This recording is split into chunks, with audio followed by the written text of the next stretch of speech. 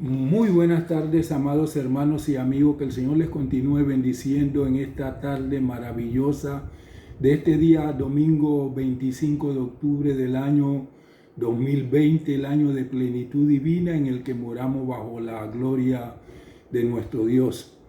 Quiero darle la más cordial bienvenida a nuestro estudio del libro de los Hechos del Espíritu Santo.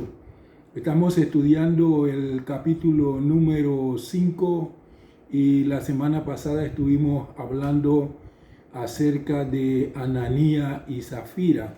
Esta semana seguimos hablando de ello, pero acerca de la percepción de la hipocresía, cómo el Espíritu Santo se manifestó a través de su don, discernimiento de espíritu, para poder revelarle a uno de los apóstoles lo que estaba aconteciendo en oculto con esta pareja. Así que nos preparamos para seguir en este estudio. Póngase cómodo, cómoda, y vamos juntos a estudiar la palabra de Dios, obedeciendo a nuestro Señor Jesucristo, que dijo que nosotros tenemos que escudriñar las Escrituras, porque a nosotros nos parece que en ella está la vida eterna y ellas son las que dan testimonio de nuestro Señor Jesucristo. Voy a tener una palabra de oración. Padre precioso, maravilloso, en el nombre de Jesús, muchísimas gracias. Una vez más tú nos das el privilegio de estar, Señor, a través de YouTube, continuando con estas enseñanzas del libro de los Hechos del Espíritu Santo. Gracias porque tú nos has estado alimentando con tu palabra, nos has estado llenando de conocimiento espiritual de tu persona y de tu voluntad. Y damos gracias porque en este día tu Espíritu Santo una vez más va a trabajar en nuestros corazones, acomodando lo espiritual tuyo a lo espiritual nuestro. Y se va a constituir como siempre nuestro Maestro y nos va a revelar las verdades maravillosas contenidas en tu palabra. De antemano queremos darte gracias porque sabemos que tú eres un Dios de propósito y que tú vas a hacer algo especial con cada uno de nosotros en esta tarde. En el nombre maravilloso de nuestro Señor Jesucristo. Amén y amén. Bien, amados y amadas, como le decía hace un momento, voy a hablar del tema la percepción de la hipocresía. En ocasiones el ser humano cae en la tentación de vivir una vida de apariencia. Eso no solamente le pasó a Ananías y Zafira, eso le pasa también, nos puede pasar a muchísimos creyentes si nosotros descuidamos nuestras vidas espirituales y no andamos bien alineados y sincronizados con nuestro Señor Jesucristo. Ananías y Zafira quisieron aparentar que eran personas bondadosas y piadosas ante la iglesia y los apóstoles, tratando de imitar la actitud de desprendimiento de otros creyentes. Su intento fue un fracaso, pues se evidenció la inmoralidad de su acción y el castigo que recibieron fue muy fuerte y ejemplarizante, siguiendo los parámetros de juzgamiento de estas acciones en el Antiguo Testamento.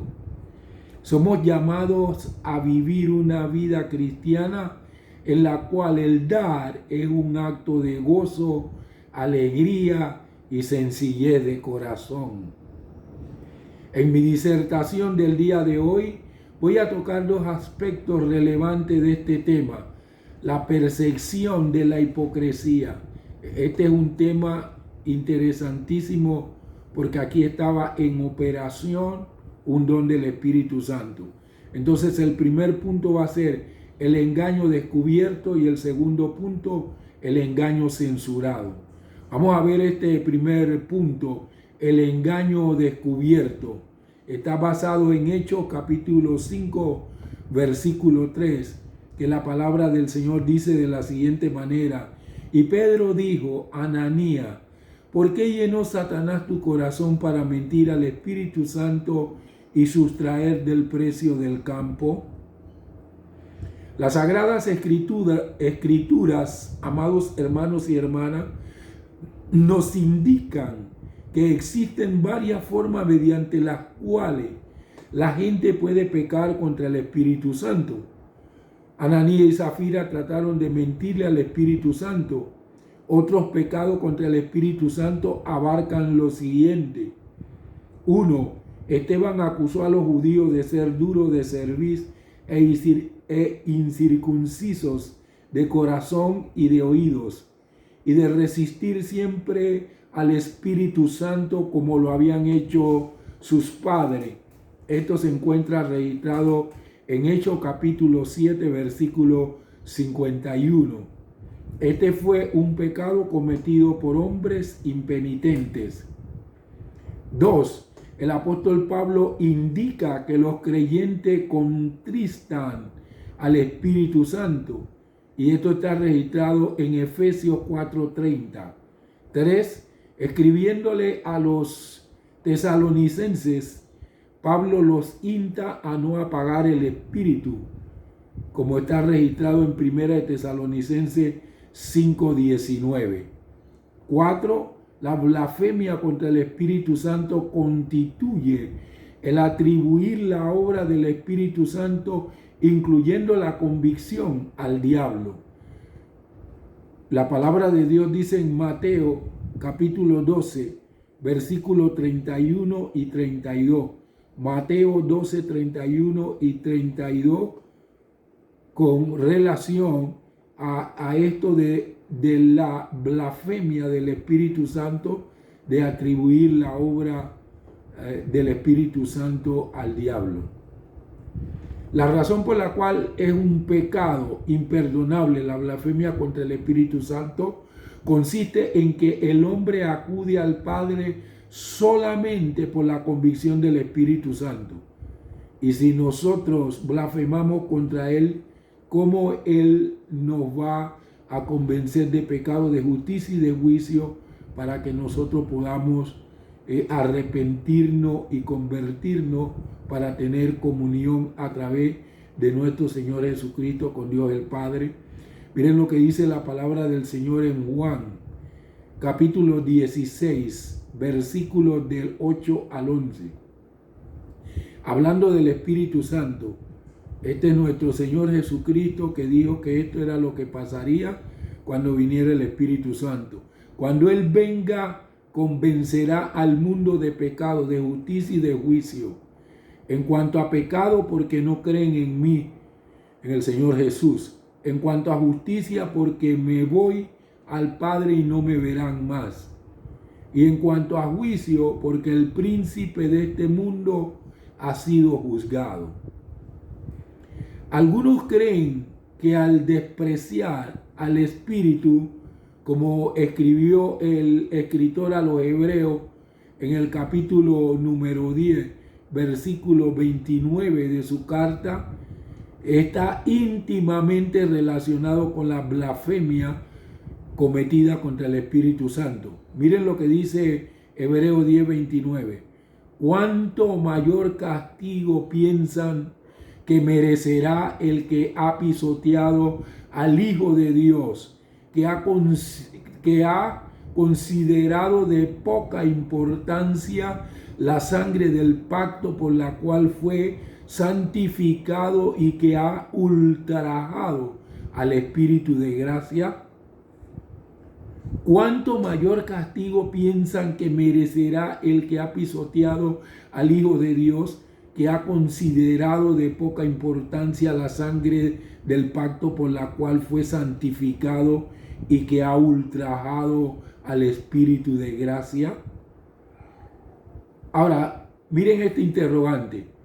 ¿Por qué le dijo Pedro a Ananías que no solamente había mentido a los hombres, sino a Dios?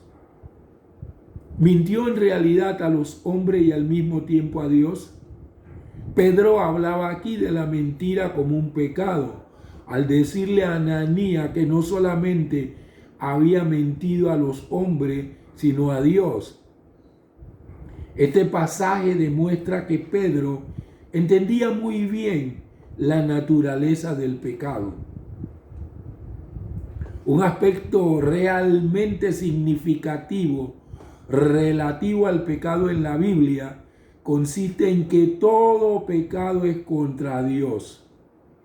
La mentira es entonces un pecado contra Dios, y Pedro lo sabía.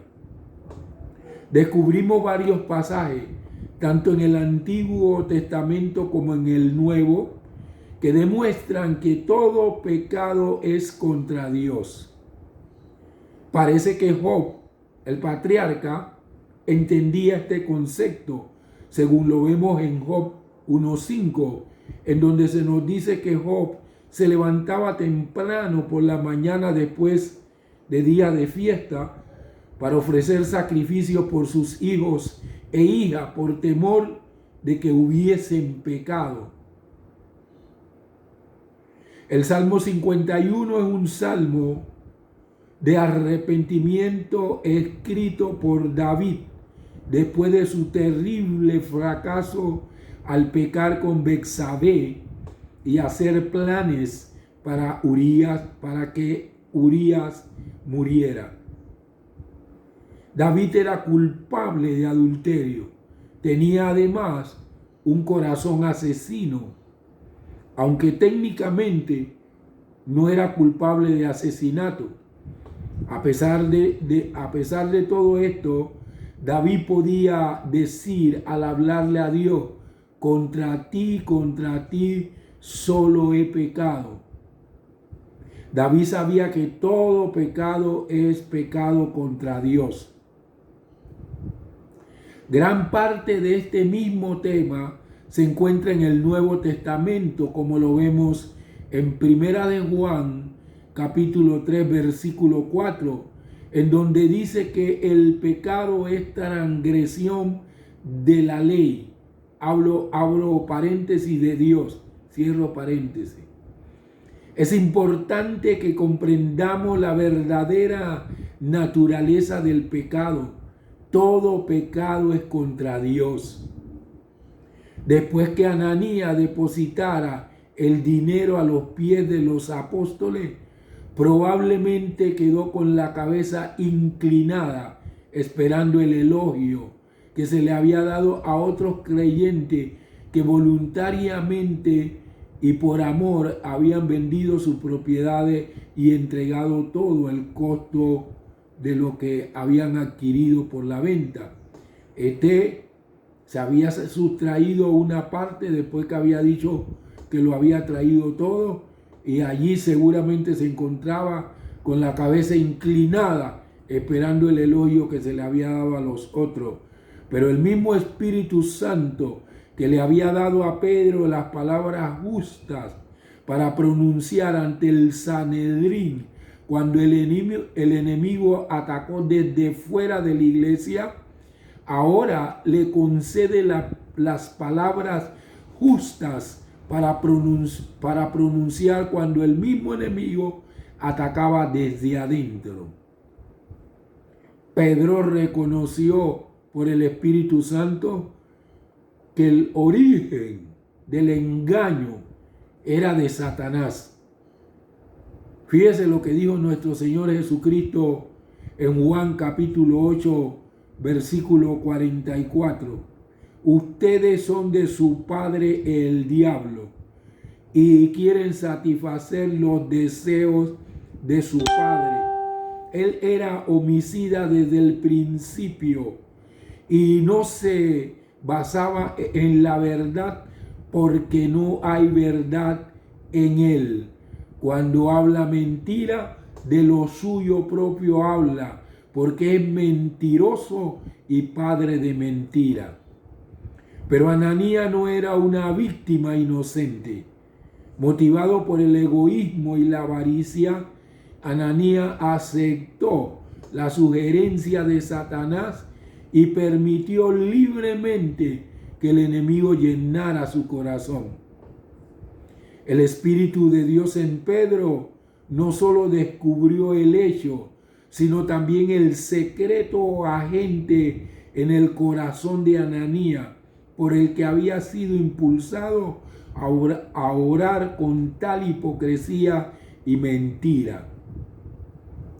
Si hubiese sido un pecado de pura debilidad ante una inesperada tentación, Pedro lo había enviado a su casa a que se arrepintiese de su necedad. El origen de su pecado, un pecado tan abominable que no se le habría ocurrido si Satanás no le hubiese llenado el corazón. Pedro dijo: no has mentido a los hombres sino a Dios, con un artículo en el original, lo que suele reservarse a Dios el Padre. O sea que Ananías estaba mintiéndole a Dios el Padre. La mentira de Ananías era clara, pues dijo a los apóstoles que había vendido un campo y que el dinero que les llevaba era el precio del campo vendido.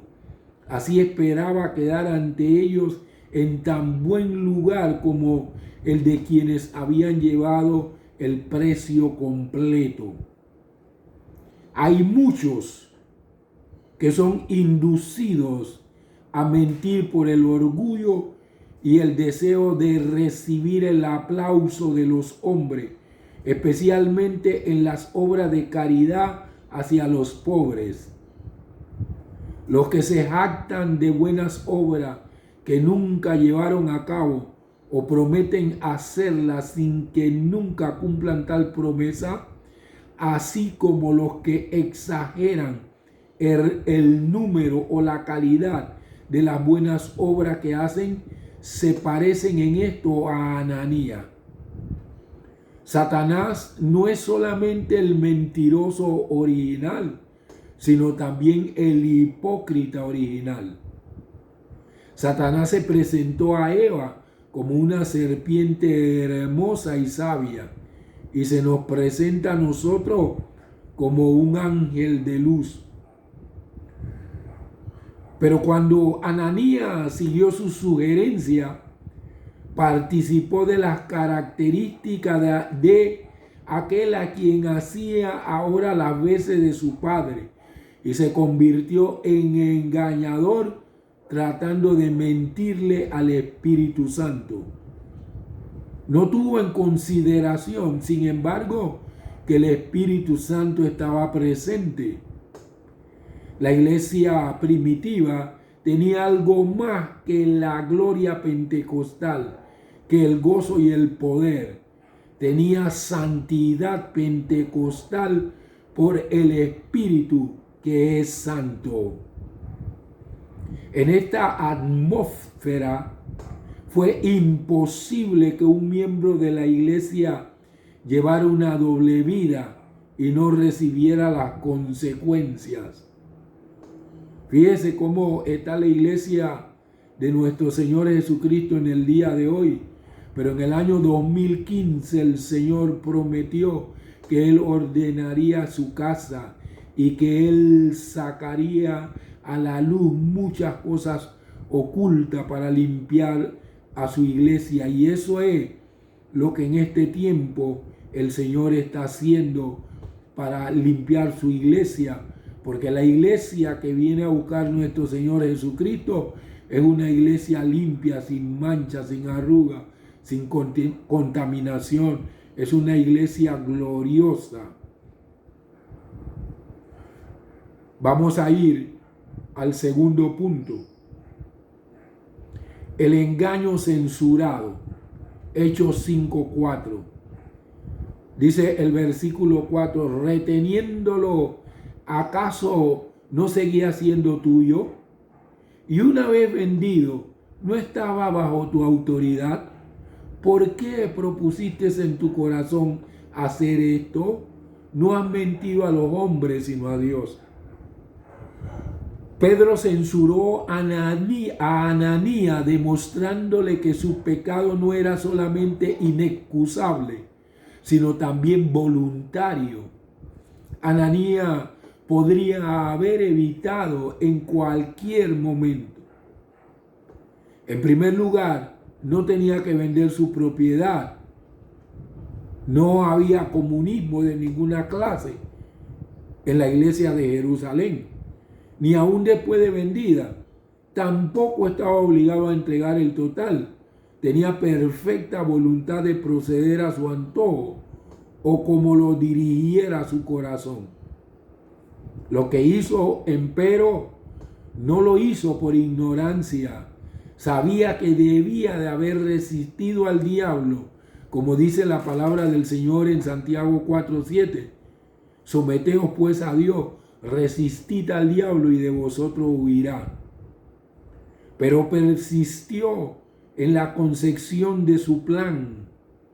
Su conducta, amados hermanos y hermanas, no fue a consecuencia del temor causal, ni fue tampoco un simple error, ni fue un pecado cometido por ignorancia. Fue una mentira de la peor calaña, porque fue una mentira influenciada por Satanás, procurando imitar una gracia cristiana. Como toda mentira, no fue realmente una mentira al hombre, sino a Dios. Le dijo Pedro, pero una vez que prometiste traer el dinero de la heredad vendida, ¿no podías quedarte con parte del dinero mientras que aparentabas entregarlo todo? Mejor es no prometer que prometer y no pagar. Así que habría sido mejor para Ananías y Zafira no haber aparentado que hacían una obra buena antes que prometerla y hacerla después a media. Pedro carga sobre él la culpa. ¿Cómo se te ha ocurrido hacer semejante cosa? A pesar de que Satanás había entrado en su corazón para tentarle. Pedro dice que Ananías había puesto en el corazón hacer esta cosa, lo cual demuestra que no podía echarle la culpa al diablo, el cual tienta, pero no fuerza. Como dice Santiago 1, versículo del 13 al 15, que lo vamos a leer. Santiago 1, del 13 al 15. Nadie diga cuando sea tentado, soy tentado por Dios, porque Dios no es tentado por el mal y Él no tienta a nadie. Verso 14, pero cada uno es tentado cuando es arrastrado y seducido por su propia pasión. Versículo 15, luego esa pasión, después de haber concebido, da a luz el pecado. Y el pecado, una vez llevado a cabo, engendra la muerte. Si pensamos que podemos hacerle trampa a Dios, llegará el día en que nos daremos cuenta de que es a nosotros mismos a quienes hemos puesto una trampa fatal. A pesar de que Cristo, nuestro Señor, venció en la cruz a Satanás, seguía activo tratando de que los creyentes tropezaran como lo hacen el día de hoy. Miren lo que dice el apóstol Pablo en Efesios capítulo 12, porque nuestra lucha no es contra sangre ni carne, o sea, no es contra seres humanos, no es contra personas, sino contra principados, contra autoridades, contra los gobernantes de estas tinieblas, contra espíritus de maldad en los lugares celestiales. También el apóstol Pedro en su primera carta, en el capítulo 5 y el versículo 8, dice lo siguiente: sean sobrios y velen. Su adversario, el diablo, como león rugiente, anda alrededor buscando a quien devorar. La destrucción de Satanás, amados hermanos y hermanas, es inevitable. Pero, según la palabra de Dios, no ocurrirá hasta los últimos días, cuando Cristo vuelva para juzgar al mundo, como dice Apocalipsis 20:10. Y el diablo que los engañaba fue lanzado al lago de fuego y azufre, donde también están la bestia y el falso profeta, y serán atormentados día y noche por los siglos de los siglos. Este hecho se juzgó con dureza. ¿Saben por qué, amados hermanos y hermanas? Porque la deshonestidad y la codicia destruyen la iglesia, impide que el Espíritu Santo obre con eficacia. Así que Dios no podía permitir que en el inicio de la iglesia ésta se contaminara, para que siempre entonces la iglesia fuera, mire, una iglesia abominable. Entonces el Señor se encargó de parar esta patraña, esta maquinación del diablo. Se encargó de revelar y de destruir la estratagema, de castigar el pecado para que hubiese temor. Dice la palabra del Señor que después que Ananías y Zafira cayeron muertos, no todos se atrevían a acercarse a los apóstoles. Dice la palabra del Señor que los apóstoles tenían gracia con el pueblo, pero la gente que no estaba dispuesta a vivir en santidad, a caminar como caminó nuestro Señor Jesucristo, la palabra de Dios dice que miraban a los apóstoles de lejos. Va a llegar un tiempo en la iglesia del Señor Jesucristo que los que no quieran vivir en santidad, los que no quieran tener una conciencia inocente y un estado de felicidad profundo, mirarán desde lejos, no se atreverán a acercarse a la iglesia para no encontrarse con un juicio divino. Yo les digo una cosa, yo he sido testigo de juicios divinos. Yo he sido testigo. A mí me tocó, como en una oportunidad, se los compartí, pero quiero hacer alusión nuevamente de este juicio.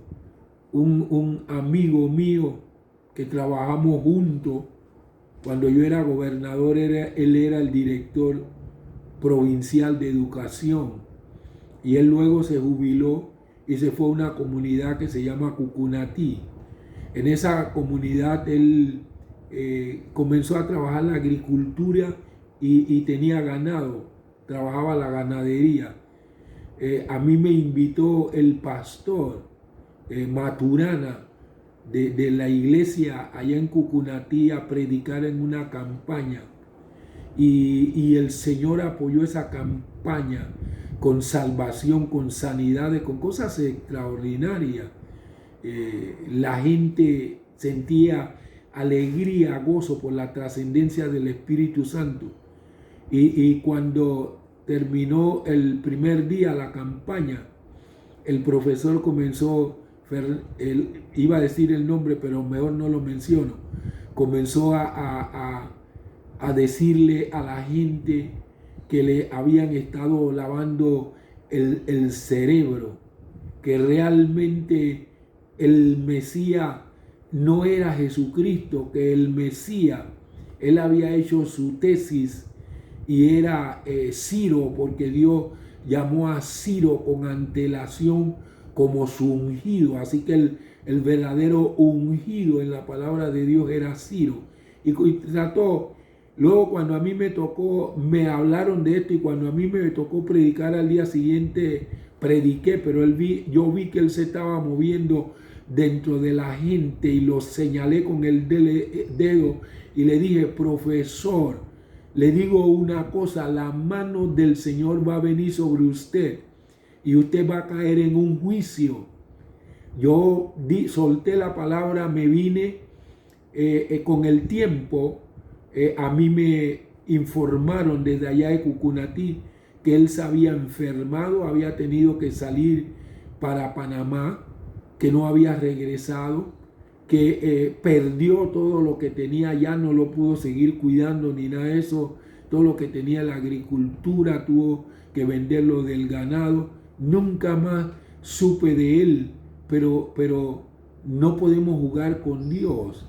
Y yo estoy plenamente convencido que eso que pasó en Cucunatí, eso se va a ir acentuando en estos últimos días para que el Señor limpie la iglesia. Luego después hubo también un caso en el Ministerio de Restauración. Alguien se robó un sobre de diezmo y la dueña del sobre se dio cuenta, porque después no aparecía en la cuestión del informe. Nos los informó a nosotros, hicimos las investigaciones, nadie era. Un día yo dije, yo voy a declarar aquí delante de este altar, la persona que se ha robado ese sobre, nosotros vamos a saber, porque el juicio de Dios va a venir sobre esa persona. Bueno, algunos estaban diciendo, el hermano Leslie solo suelta juicio y no acontece nada, porque la persona después se fue de la congregación y aparentemente no había pasado nada. Pero luego después el juicio del Señor vino sobre ella y un nieto lleno de vida, de salud, se le murió. Se le murió. Y entonces la gente comenzó a decir, oye, parece como que la palabra se ha cumplido. Yo creo que en este tiempo que nosotros estamos, esos juicios para limpiar la iglesia se van a acentuar. Nosotros estamos oyendo de escándalo. En el día de hoy nosotros oímos de escándalo. Hace 2 años atrás el Señor me decía, vas a tener que prepararte para presentar defensa del evangelio. Cuando el Señor me dijo eso, yo sentí que mi carne se me ponía como de gallina y le dije a la red Rapitre, viene un tiempo en que nosotros tenemos que estar preparados, porque vienen para la iglesia escándalo grande, y en este tiempo ya lo estamos viviendo. Yo quiero concluir con esto, amados hermanos y hermanas. Toda mentira es mala, pero cuando mentimos tratando de engañar a Dios y a su pueblo en cuanto a nuestra relación con Él, destruimos nuestro testimonio cristiano. Tenemos que reflejar la imagen de nuestro Señor Jesucristo aquí en la tierra.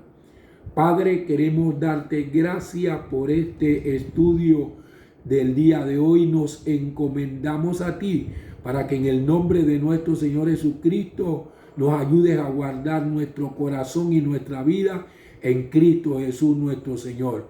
Mis amados hermanos y hermanas, les bendigo en el nombre del Señor Jesucristo y los saludo. Hasta la próxima.